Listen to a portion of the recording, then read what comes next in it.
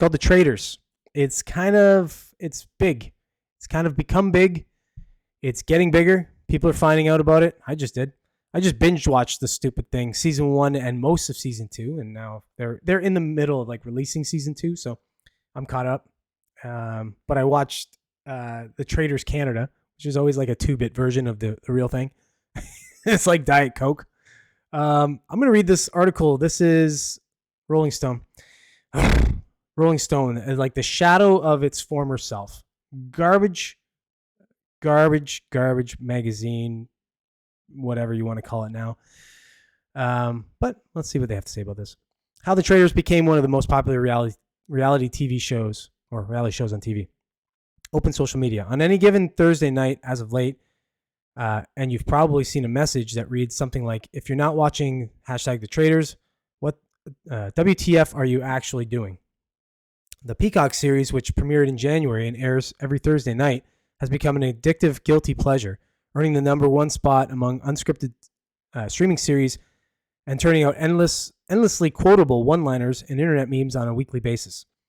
The global franchise originated with the Dutch show De Traitors in 2021. A year later, The Traitors was adapted for a UK audience, and in January 2023, the first season of The Traitors US premiered. Hosted by none other than Alan Cumming, who is a weird dude, by the way. He's weird as shit. All variations of the show follow the same format, combining reality TV stars from various shows to compete in a murder mystery-esque game for a cash prize. Among the 20 cast members, 3 are designated traitors who secretly work to try to eliminate everyone else. What they do is, if you haven't watched, I might ruin anything for you on this. They get them all on a round table. They all have blindfolds on, and then the host walks around, and whoever they touch on the shoulder, they're a traitor. So they usually pick 3. I think in season 2 they picked 2, and then they allowed them to. Yeah, that's what they did. And then they allowed them to recruit 1. But, anyways, yeah. So three are designated traitors who secretly work to try to eliminate everyone else.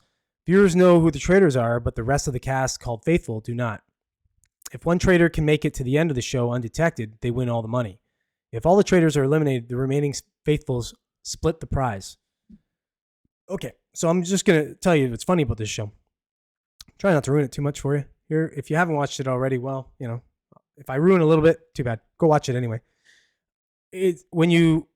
So the premise, the way they do the show is the traitors, they get to kill somebody at night. So they meet together and then they just kill somebody. They send them a letter and they're told they're dead and that's it. Unless they have a shield. There are shields that the players can get. And if you have a shield, and the best thing is if the traitors don't know you have the shield, and then they try to kill you, but it's negated it's blocked by the shield. But anyways, they kill people at night, and then in the evening, they'll do a round table. I forget what they call it, but they do a round table where everybody meets there, and then they vote they try and get rid of a traitor, but they vote to get rid of one. What's funny about this is every time it's like you see the sheep. All the sheeple there, they're just voting with each other. Nobody's really independent thought on anything. They're all just like, well, you voted for this person, so I'll vote for this person too. And that's what happens a lot. So you get the leaders will step out and they'll be the people that are, saying who they think the traitors are. A lot of times they're right. So, a lot of times they're wrong too, obviously, right? The better the traitor is, the more sociopathic they are. The better liar they are, the better they're going to do, right? They can manipulate people, but it's fun. So it's a fun show to watch. I'm not going to read any more of that. It's whatever. It just talks a little bit more about the show. It's kind of like Survivor meets a, what do you call it? Like a murder mystery, like Clue or something like that. It's really quite neat. And it's going to be like half people. If you watch reality TV, like there's Survivor people on there, there's Big Brother, all these different shows.